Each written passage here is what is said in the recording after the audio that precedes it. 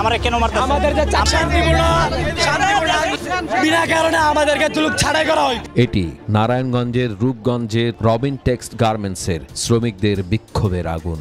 বেতন বোনাস আর শ্রমিক ছাঁটাইয়ের প্রতিবাদে রাস্তায় নেমে এসেছে শ্রমিকরা।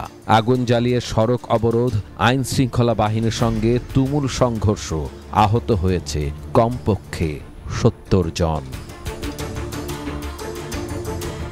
এই ঘটনা ঘটেছে বুধবার ৯ এপ্রিল বেলা ১২টার দিকে উপজেলার ভুলতা ইউনিয়নের ঢাকা সিলেট মহাসড়কের আউখাবো এলাকায় শ্রমিকদের এই বিক্ষোভ চলাকালীন সংঘর্ষের সূত্রপাত হয়।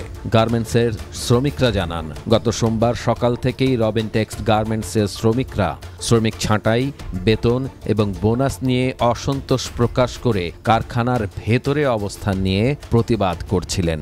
বুধবার সকালে তারা আগের মতোই দাবি নিয়ে কারখানার ভেতরে অবস্থান করছিলেন।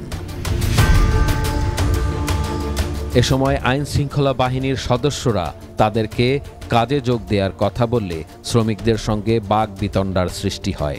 এক পর্যায়ে শ্রমিকরা আইন শৃঙ্খলা বাহিনীর সদস্যদের লক্ষ্য করে পানির বোতল নিক্ষেপ করেন। পরে আইন শৃঙ্খলা বাহিনী তাদের লাঠিচার্জ করে ছত্রভঙ্গ করে দেয়। এরপর শ্রমিকরা কারখানার বাইরে এসে ঢাকা সিলেট মহাসড়কে বিদ্যুতের খুঁটি ফেলে বিভিন্ন স্থানে আগুন ধরিয়ে মহাসড়ক অবরোধ করেন। আসছি শান্তশিষ্টভাবে কাজ করতেছি, কিন্তু আমাদেরকে লোকজন ডাইকে নিয়ে তারা কেন মিটিং করবো? আমরা সবার সাথে কথা বলা হবে না, গেল ওইটা আমাদেরকে না জানায় লোক ছাঁটাই করছি। আচ্ছা, এখন এই ফ্যাক্টরি আবুল খায়ের কিনছে ১.৫ বছর হয়েছে। ১.৫ বছরের মধ্যে আমরা মালিককে দেখি না। মালিকের কাছে আমরা দাবি চাই, ডিজে, মুরাদ, ইউসুফ, এই ৩ জন উপরে ম্যানেজমেন্টে তাদেরকে বের করতে হবে, কারণ তারা বিনা কারণে আমাদেরকে তুলুক ছাড়াই করা হয়। আমার ওয়াইফ, আমি এক ফ্লোরে কাজ করি, আমার ওয়াইফে ফ্লোরে কাজ করে। আমি খুঁজতে গেছি, ঠিক আছে, খুঁজতে কেন গেছি এই কারণে আমার অযথা মারছে। খুঁজতে কেন গেছি, আমি কি করবো বলেন? আমরা কেন মারতেছে? আমাদের যে চাকরি আছে ১২০ জন লোক। শ্রমিকদের দাবি, তাদের ন্যায্য অধিকার থেকে বঞ্চিত করা হচ্ছে। তারা বেতন, বোনাস এবং চাকরির নিশ্চয়তা চান। পুলিশ জানায়, মহাসড়ক থেকে শ্রমিকদের সরাতে গেলে আইন শৃঙ্খলা বাহিনীর সঙ্গে শ্রমিকদের দফায় দফায় সংঘর্ষ হয়। এ সময় শ্রমিকরা আইন শৃঙ্খলা বাহিনী সদস্যদের লক্ষ্য করে ইট পাটকেল নিক্ষেপ করেন।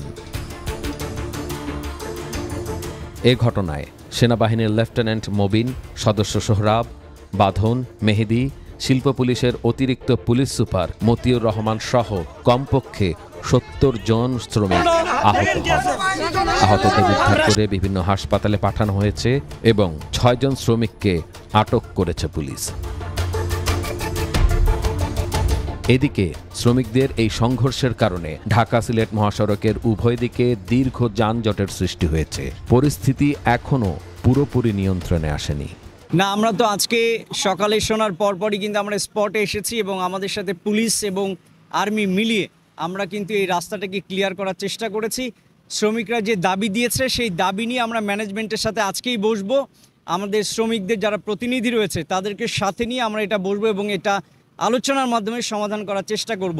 অনেক চেষ্টা করার পরে এই যে কিছুক্ষণ আগে হাইওয়েটা চালু করতে পেরেছি এবং এই হাইওয়ে চালু করতে যে আমাদের সেনাবাহিনীর একজন কমিশন অফিসার সহ, আমাদের পুলিশের একজন এএসপি সহ, আমাদের সেনাবাহিনীর বেশ কয়েকজন সৈনিক এবং আমাদের বেশ কয়েকজন পুলিশ সদস্য গুরুতর আহত হয়েছেন।